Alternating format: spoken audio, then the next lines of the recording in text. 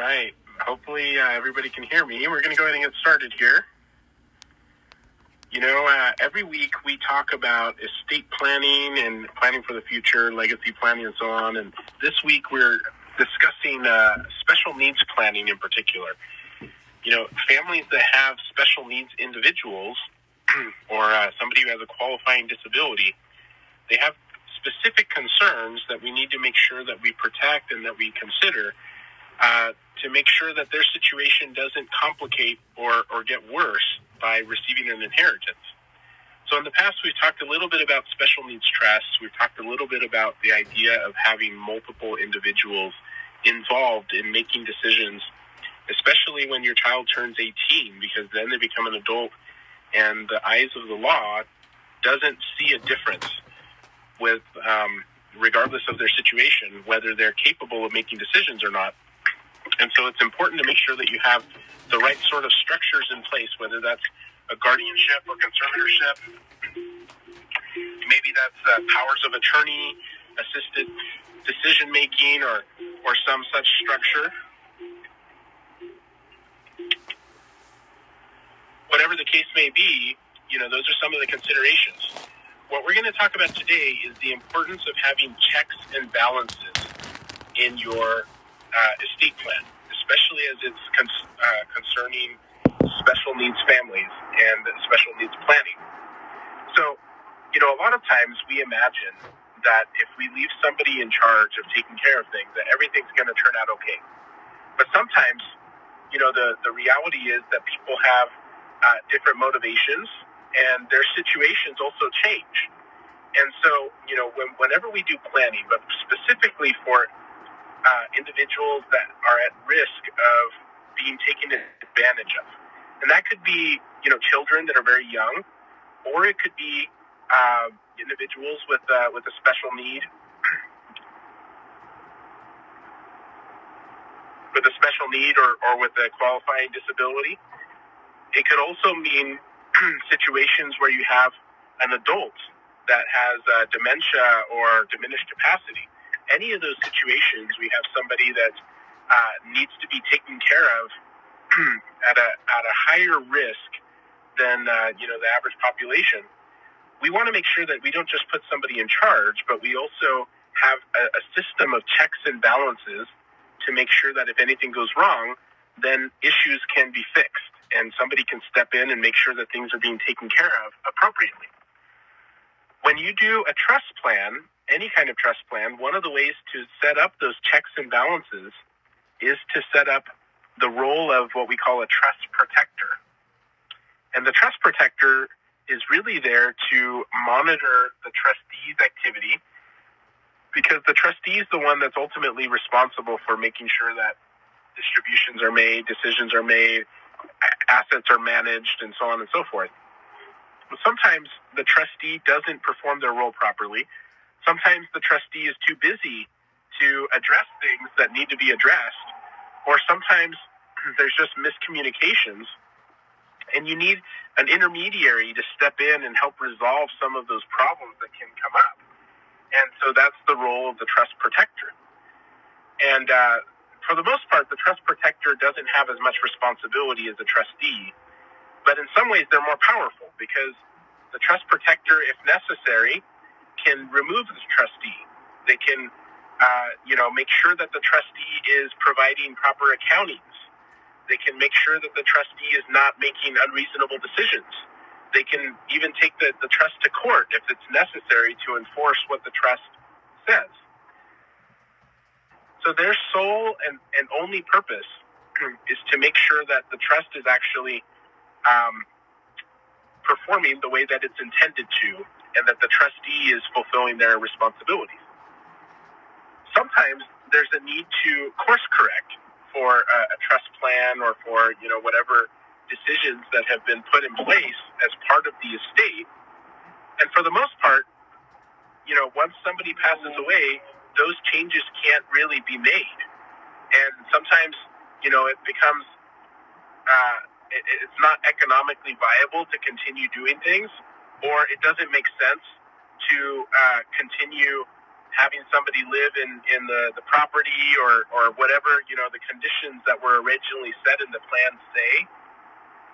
But nobody can go in and just change the plan without the original grantor unless we put in that role of trust protector the ability to have a process to make those changes.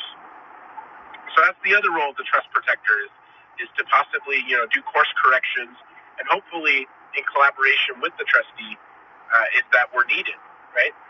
So in addition to, the trust protector role in a plan, the idea of these checks and balances is that you want to have multiple people involved in the life of your child or your beneficiaries or whoever you're leaving these assets for in order for effective decision making to be done and for the right people to be involved in the right things.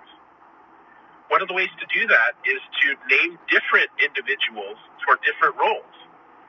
You may need a guardian or a conservator for taking care of a minor child or for taking care of an adult with, qualifying disability, special needs.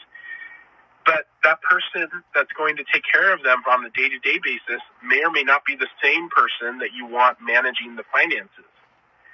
So if we put a different person in charge of the financial assets and you have somebody in charge of taking care of their person, and you have a trust protector, for example, that's monitoring to make sure that proper decisions are being made, and maybe you even have a couple trustees that are serving jointly, then now you have, 3 or 4 people that are involved on an ongoing basis. And that's where the idea of checks and balances comes in.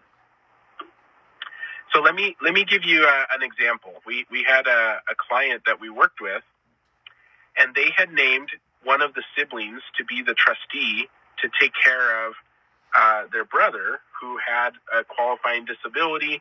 He was on disability benefits. He received, Medicaid and other benefits. And ultimately, he would never kind of get to the point where he'd be able to live 100% independently. And his sister had taken care of the financial responsibilities in the trust for a few years. But she had gotten to the point where she was kind of tired of having to manage it. And so at that point, it becomes difficult for her to stay in the role, but the trust doesn't really give another option, right? And unfortunately, there was no trust protector. There was no other, sort of person in this sort of plan that was established. And so what ended up happening was that slowly she just started spending all the money on things that may or may not have really been necessary for him. And in an effort to basically drain the trust so that there was no need for it anymore, so she didn't have to fulfill her responsibilities. But the reality was that it was supposed to be there to take care of him for the rest of his life. And that's not what the parents wanted. But there was nobody looking over her shoulder, and so she was able to effectively do that until, we found out about what was going on. One of the other family members, stepped in, and we were able to intervene. But at that point, out of the hundreds of thousands of dollars that were for him, there was very minimal amounts left, and he wouldn't have enough to really be able to hold any assets anymore, have his own independent living situation. So it completely changed his standard of living, and it was very unfortunate. But the reason was because the sister kind of threw in the white towel. She didn't want to be involved anymore, and it was too burdensome for her. So having a group, having other people who are involved, and you split out those responsibilities and have those checks and balances can really make a big difference to avoid some of these issues and problems that can come up. The other thing that we see a lot of times is that families will say, oh, well, Timmy or Sarah or whoever, the individual that's receiving these benefits, they can't receive the inheritance because they would lose those benefits. So we're just going to disinherit them and leave their share to their siblings. And then, of course, their siblings are going to take care of them. We've seen time and time again that once the money's on the line, that sometimes, they don't. they don't make the right decisions, they don't take care of their siblings, they don't do, the right thing, and that it's unfortunate, and it really causes a rift in the family. And so you don't want that situation either. So the checks and balances that we recommend building into these plans really makes a difference in terms of the burden of managing the assets and in terms of having multiple voices when those voices are needed to be able to make effective decisions of what's going to make the most sense and how it's going to take care of the individual in the best way possible. So when we sit down and do special needs planning, one of the things that we always look at is we say, okay, what is the support network that's going to be available to this individual? And how do we build that into the plan? Maybe it's, putting those individuals as trustees or successor trustees. Maybe it's requiring that certain decisions that are made are made in consultation with those individuals.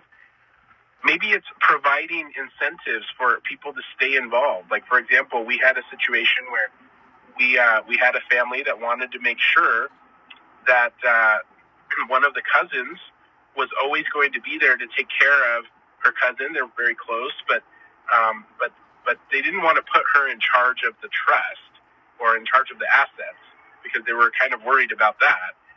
But they wanted to make sure that she'd stay involved. So what we did was we put her as a caregiver in the agreement, and we said, okay, well, even though the trustee is going to manage everything, they always need to keep this caregiver as long as it's practical to. And this individual, the cousin, is going to be paid this much per month or per year to be able to provide caregiver services. So there are many ways to incentivize involvement in a plan. It doesn't have to be putting them in charge of everything. And so what we found with years and years of planning and working with hundreds of different families is that a lot of times special needs families think that their plan is just as simple and just as straightforward as any other estate plan. The reality is that there's other things that need to be considered in order for a special needs plan to really be effective and to work the way it should. And it's not worth cutting corners.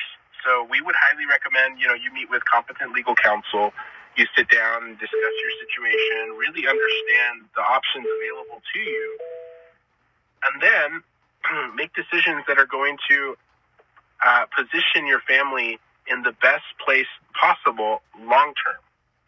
And those decisions may make a really big difference if something were to happen to you or to a loved one.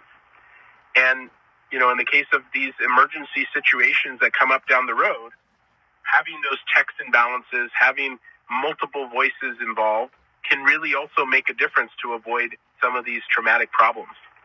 So we invite you to consider, the planning needs that you have and that makes sense for you.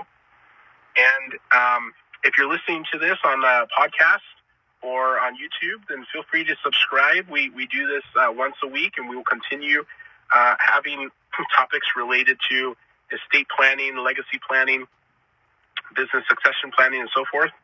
And thanks again for joining us today.